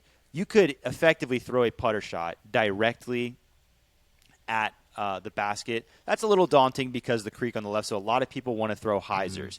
But because of this hillside, it makes that hyzer tougher because now you're worried about, A, getting stuck up on the hill. You can't skip down and it catches it. Like, there's just this weird subtleties in the way the land is laid out that make throwing that 250-foot shot difficult. Another example was last night. Hole 2 at Idlewild is a perfect example. The upshot on hole 2 at Idlewild. Like, that's just that's a standard 250-foot upshot, 300-foot upshot. But because the way that same thing you're saying, that the way that hill is, you got OB right, water left, that upshot becomes very difficult. The way, like Falling Creek, the last hole with the lattice behind it, you know what I'm talking about? So that hole has the ground kind of goes subtly up into a hump to where you can only kind of see the top half of the basket. Cool. And also there's a tree right off the tee that blocks the hyzer. So it makes getting the height on that shot very awkward. You either stall it out too high or you a lot of times leave it into the hump of the grass like 50 feet short. And, like, they didn't try to do that. They just thought, it's the kind of our last hole. But every time I think about a hole that really just plays difficult for me for, like, really subtle reasons, I'm like, that is a great defense of a disc golf hole that they didn't even try to do. It just kind of is. Elevation so I think that, changes and stuff like that are huge, I think. Elevation change is key. And, like, you're talking about, I think, like if we could – just if like you can move ground. Slopes. Yeah, like if you can slopes. move ground, that's going to be a game changer. People get so tied up in the, like, what can we bring into a green, giant wooden poles or bunkers or whatever to make this hole harder when it's just very subtle things like the sloping of the grounds. Like, I think the most exciting upshot events, like events to have upshots in, are where you have golf green situations where there's a lot of like slopes and rollaway opportunities to where people are having to control the angles of their upshots. And there's nothing to that. It's just the way the ground is sloped. Like, that is so easy to do. And, like, think about it. Like, that's how golf greens work. If you just look at a golf green from a drone shot, it just looks like a big green circle. But you stand on it and you see all the little slopes and the false fronts and things like that. Hole 17 at European Open, another good hole. With that slope, that's if that was all flat, that hole would be so easy. Right. So I think disc golf just needs to play with angles more and moving around ground. And I think that we need tractors and we need like excavators and well, for sure. But that would defend holes a lot better than just being like, oh, we need to have a pond here, or else the hole has no defense. Like, there are better ways to accomplish things. All right, next question, Silas. All right. A lot of these are about pace of play, which we already mentioned, but there was an interesting one. So we talked a little bit about the duration of Worlds, but Worlds this year actually ends on a Saturday. Does that affect viewership, and does that affect money? I thought they changed that. Did they? I thought I heard someone just say that they changed that. They changed USDGC this year to make it end on Oh, Sunday, is that what I'm thinking of?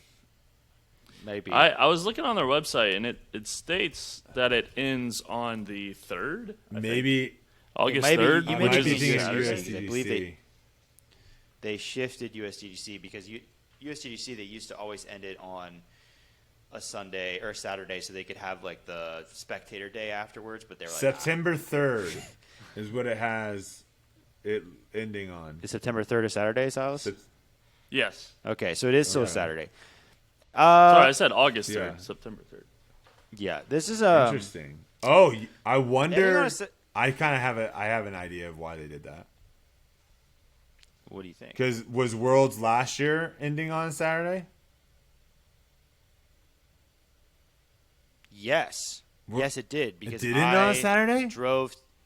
I drove to the beach the next morning after it ended, and I was one day late to that vacation, and normally I would have left on Saturday. So I don't think then I have a new idea then.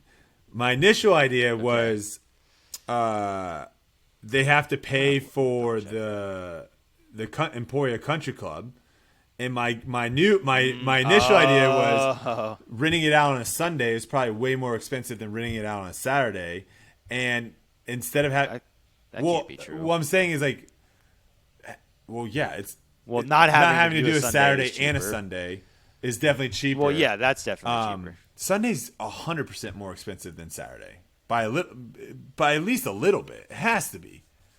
Why? Sunday people play golf way more on Sunday than do on Saturday. Oof. As somebody that worked at I a think golf course Sunday's for a lot of more- years, I'd have to disagree. I think more people play golf on Sunday than Saturday, but I mean, I would say it's similar enough that most courses probably have the same rate for both. That days, course, is what I'll that say. course, It's probably. probably. I'm not That going to course say it's probably. drastic, But It's now not I'm starting to drastic. think if the PDGA is involved in both these ending on Saturday, now I'm starting to think they want Sunday to be a travel day for them. Is that a selfish? I'm looking at last. Is that year a to selfish double check. reasoning? Last what's year it the also other- ended on a Saturday. They want a travel day. What do you mean? For them to get back? So they can work on Monday. If the event ended on Sunday, then they have to. I mean, I'm trying. It has to be a PDGA thing. There has to be some sort of. I mean, reason. I would, if I had to guess. What other reason could there be? If I had to guess, I would say it's probably the cost thing, renting the country club 2 days. Last year, though, Well, last year they finished at the Fort. That's a disc golf course. That doesn't have any factor. That's interesting. That's interesting. How far back does Worlds go finishing on a Saturday? I guess is also I don't know, Silas. Look up 2020 Worlds. See when it finished. Because where was 2020 Worlds was at? Where was that at? 2020 Worlds won. Wait a second.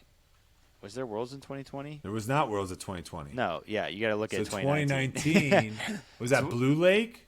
No. The heck? can't Why am I remem- even I trying? can't Why remember. am I trying to Paul act like I know? won. It was at. trying to- It was at Ledgestone. It was in Illinois. Yeah, it was at Okay, Illinois. so that's a good one. That's a good one then, because When did both it- those courses aren't golf courses. So that'd be a good one to. August 17th. So you gotta look up what day that is, not what day that is this year. What day that Right, is in 2019. 2019. Saturday. Go to 2018. There's some conspiracy here. What? There's got to be some sort of reason. Like It's probably so stupid of a reason, though. It's probably not even that deep. that's what I'm saying. I think it has to be with the people run. Like it has to be some 9th PDGA of thing. September, Yeah. 2018. This is as far back as we need to go to know if there's. Yeah, bet- if it's the last four. Just go with it. September 19th. What days a week? Come on. Let's Google. Oh, it's a Sunday. It was a Sunday. So they started it in 2019. We gotta find this answer. There's got to be some like They new changed it management, up. like some new person came into the PDGA in 2019 and was like, guys, I've got family obligations I got to get back to on Monday. Like we gotta. Yeah, I don't know. We can't be finishing this up on Sunday. This is taking away my Mondays. There's got to be something. There's got to be because there is no other logical reason to finish the event on Saturday other than It's incredibly stupid from a spectator and viewership standpoint to not have a major cover both days of the weekend. Like that's pretty much the dumbest thing I've ever heard. Why would you do that? you basically are taking away one day of viewership. Like Yeah, one nobody can sit down at work on Friday and watch the golf, and then also people can't show up to Worlds. They got work. Like that's dumb. I don't know why they Then do what that. are they doing on Sunday in Emporia? Dude, something's going down Sunday in Emporia. Should the foundation should have to we go hold find some out. crazy event on Sunday? The real final round. Oh, Wait, is that that'd be why there's? awesome. Wait, I think that. Hold on, I think that might be why. Is there actually? I Something think going they on? do stuff on Sunday. Size, how can we Well, look that up? That's how US. Lo- You got to look up like the event schedule for Yeah, Worlds. Size, look up the events. I That's think how they it do was- stuff on Sunday for like AMs. I think that's why. I think there's like weird That's how stuff it was going for down on USDGC Sunday. for years, but then they just decided to change it this year. I think. Well, they probably realize like, oh, this is probably not. Yeah, like as maybe we smart shouldn't. as, Yeah, maybe we like- shouldn't cater to the AMs when it's like bigger we can, deal. We can just have two really big spectator back-to-back days. Styles, you got to go to I think- 2022, my guy. Yeah, I think that's what Where it are is. you I doing? think, Are you looking at last year's? This is still valid. Yeah. Is there anything? Does it say anything for Let's see. Sunday? Sunday. No, I think it would be final round Saturday. Sunday, there's an arrow. Oh, it's pointing to field event. Is it? Wait, just scroll down. Scroll down to on there. Sunday, June 20th. Okay, no, keep going. That's the final round. even have it okay, listed. they don't even have it listed They on have like nothing. the event schedule. There was nothing on Sunday. There was nothing on Sunday last year. Go to this year's event and see if they have a schedule yet. I feel like there's something on Sunday here, guys. Last year there was nothing. Last year there was nothing. Yeah, go there. Event website. No, there's nothing. Oh wait, what the heck? Event schedule on the right. What year is this? All the way on the right. Oh, up this is there. Masters. Here we go. Okay, Okay, here we Sunday. Go Saturday. Sunday. They just have the Pro pro shop. shop hours Just for the pro dynamic shop discs. There's at nothing. Dynamic. Nothing scheduled. Nothing. Dude, Okay, what is so- going on, man? We got to What figure is- this out. Hopefully, someone what listening is knows going why this is happening. Because we can all agree that having the event finish on Saturday and not capitalizing on 2 days, It doesn't make any sense. it doesn't make Yeah. any sense. So we need someone to make Hashtag this make sense for Bring us. back Sundays. What is going on with that? That is so weird. I could have swore they had events going on, but now I'm They're not listed on the sure. event schedule. Yeah. Yeah, All right, not- Silas, give us not on one the schedule. more, and we'll wrap this episode up.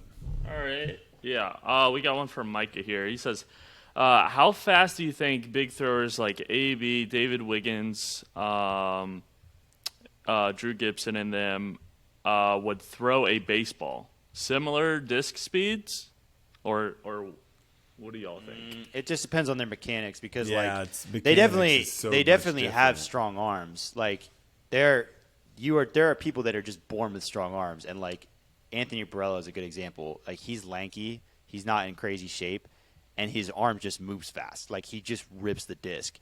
If AB had a baseball background, he probably would throw really hard. However, he doesn't probably because he's been playing disc golf for a long time. Because if you have bad baseball throwing mechanics, you're not going to get a lot of velocity on it. I will also say that if you have a long baseball career before disc golf, it probably just hurt you. I mean, that's how it was for me. Like my arm just got damaged throughout my baseball life.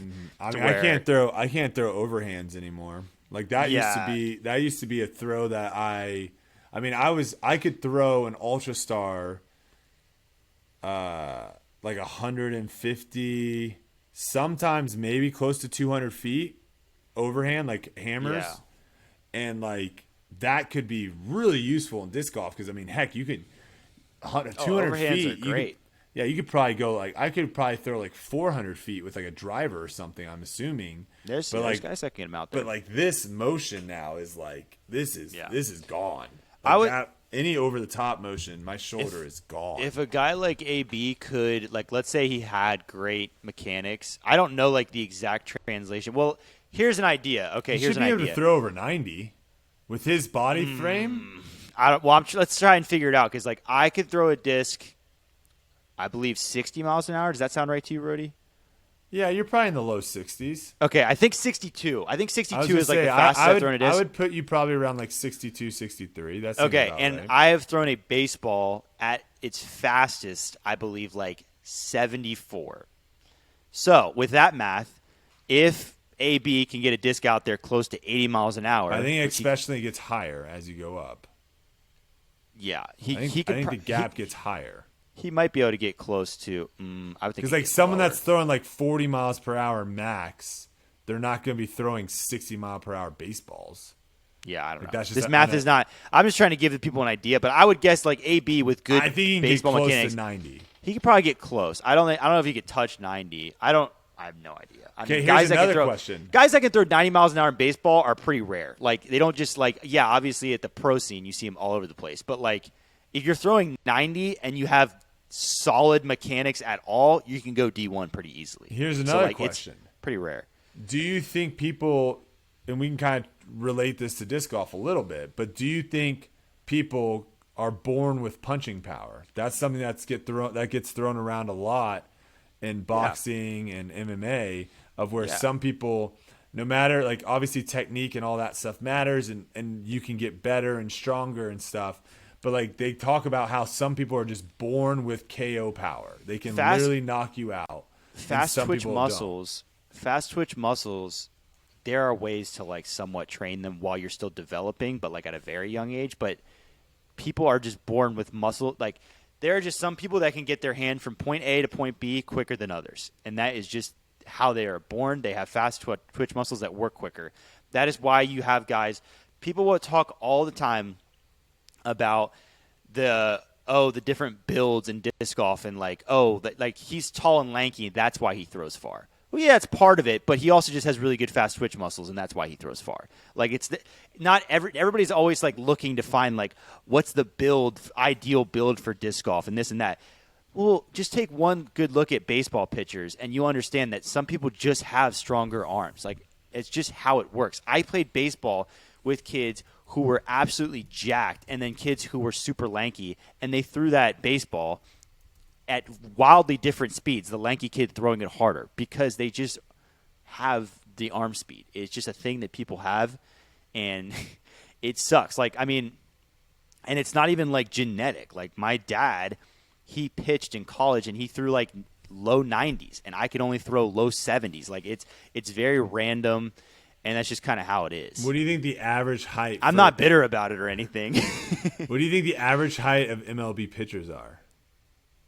You do see a correlation to height in some extent, not necessarily because of velocity, but because the taller you are as a pitcher, the closer to home plate you're releasing the baseball. Which means that there's like a saying in baseball where like you have a really tall guy and they'll say, "Oh, you're practically handing it to the catcher," because you're getting so far off the front of the mound that ball is now getting out of your hand even that later. Extra, you have like, less time. Foot or whatever it may be. It adds thing. up. It adds up ridiculous. I mean, the numbers with baseball, with how little time you had to react, you add just a few inches and it's monumental.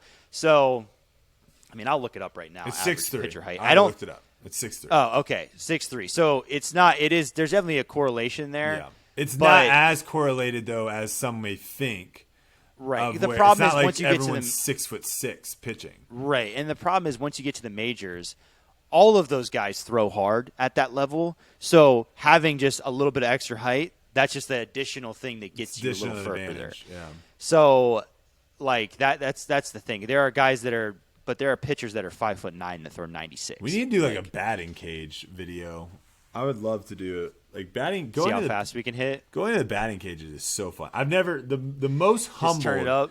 The most humbled I've ever been in any sort of athletics. Hitting off batting cages is tough. Yeah. Besides trying to learn the butterfly in swimming, second to that, the most humbled I've ever been was I used to date a softball player, and we went to the batting cages, and she was just hitting dingers.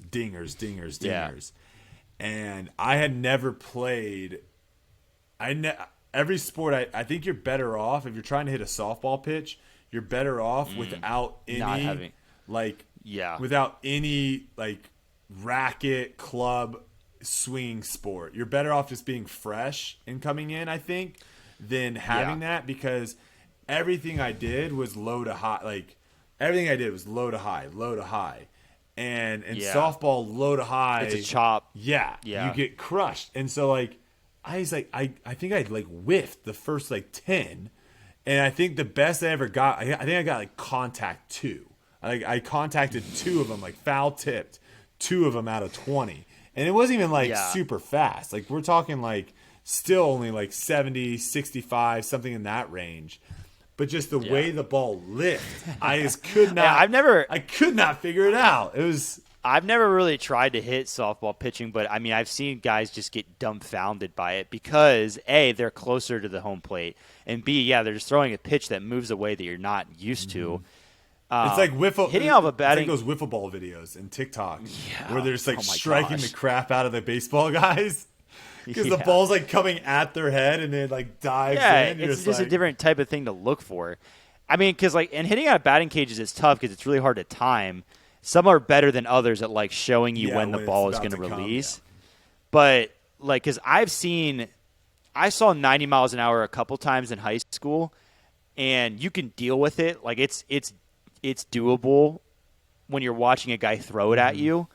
But when you see like, once you get towards 80 miles an hour in a batting cage and it's just dropping on you real quick, it feels like 150 miles an hour. Quick. I remember the first time I was like I think I was in high school, and at that time I was seeing pitching where guys like, if guys were throwing 80, it was hard, but like 70s was normal, and I saw 75 in a batting cage and expected it to be like pretty easy. And the first one just blew past me, and I was like, no time to react. What the heck was that? I was like, is that 70? Like, it's just so weird watching it shoot out of a machine. You hear that little thump, and like, yeah, it'll get you. You got to really be ready. Have you seen that big guy that swears like he's the best hitter? He gets like 5 feet away from the machine, just fouls them off. Like always my contacting. gosh. That guy was. I don't know what happened to that guy. I have made contact on 99.3% of every single ball pitch. Like, you find somebody else that can do that. Oh, I love that guy. All right, well, good episode, solid episode. We got to get a way of, I don't know, maybe it is like a Worlds thing where like once a month, like a very rare occasion, once a month, I jump on the banter. We do like a Skype me in on the banter or something, because I do feel like we are missing a little bit. I'm missing a little bit of the discussions with Hunter when he has these takes, and it feels like I just can't. I'm watching, I'm listening, and I can't. I have nothing. Well, to do. but see, like a few weeks ago or like a week ago, Hunter decided that he's not going to argue anymore. He said he's the new Hunter now, and so we're gonna have to try and get him back out of his shell. He's like, he got tired of the comments going after him, and he was like, I'm not going to argue anymore on the banter. So we haven't had a banter with him since he made that. Or no, we have one, and we didn't argue at all. But we've seen like his shell crack a few times, because like he's been walking around the office like with that mentality, like I'm not going to. Well, get he does have a newborn, like, so I do feel like the energy. Like, obviously he's trying to keep it positive and stuff, which I respect. No, but we'll crack his shell for sure. We just got to bring up something that like we know we're wrong about. That is true. And then he'll just get going. To dig it underneath his skin. Just take one for the team. We'll just argue something. Also, stupid. like, I think once basketball season starts getting close for college, I think he starts getting more on edge. Well, but the problem is when he argues for Duke, like he argues. And he knows sometimes that he's just like being silly, like just saying things just because he wants to make us mad. But if we argued something that he fundamentally has a belief about, and I'm willing to, like, you and I pick something and go into it like fully committed to arguing the other side of it, even though if we know we're wrong, then we can get like that, because then he'll have to say something. We might have to do the one where we both decide that. Actually, after thinking about it and cranking the numbers, the first person should always lay up the putt and doubles. That might get him. That might get him going. That would get him. That might get him going. Oh, I don't even know if I could do that. He would look at me with such betrayal. Oh my gosh, that would. Be are you guys done with Bogey like, Bro battles? Like No. Just for the season, year? for this year. You guys still have? No, we have locations kind of planned out, but we still have one for every. We're going to do one for every month. Oh, I just didn't know if you're filming more. If you had more to film. We are. We are probably still going to. Well, we are definitely going to Pennsylvania and probably Massachusetts, and then at the latter part of the year, probably Florida when it gets cold. Florida will be a good one. There's potentially like 1 month where we were planning on maybe going to Idlewild, but then that we could still change that around maybe. But there's definitely still some that need to be filmed. Sweet. Silas, you got anything else for us? I think that's going to wrap it up. Hopefully audio is much better for this one, guys. Thank you for Trevor for filling in. I guess we didn't even really mention why Hunter wasn't on this one. So if you're still listening, Hunter did shout out to him and Lizzie He is now the second in the foundation crew of having a newborn. Who's next? That's a good one. Any wagers? Silas, any wagers? Is it you? Are you the next baby dad? No, it's not. No, it's not me. I'll tell you that for free. Hey, man. It's got to be Here's Connor. all I'll say to you on that matter is picture me, my last year of college, a single man. And then picture me 3 years later. It happens 3 quick, years, Silas. Married with a child. It happens very fast. Yeah, let us know. Let us know if you guys are listening to this Apple Podcast or whatever. Jump over on the YouTube and let us know in the comments. Give us the odds of all the foundation guys on who's going to have the next newborn. That would be a good one to see how it all breaks down. Right. But thanks for listening, guys. We appreciate it, and we'll see you in the next one. Check the mic and make sure it sound right, boys.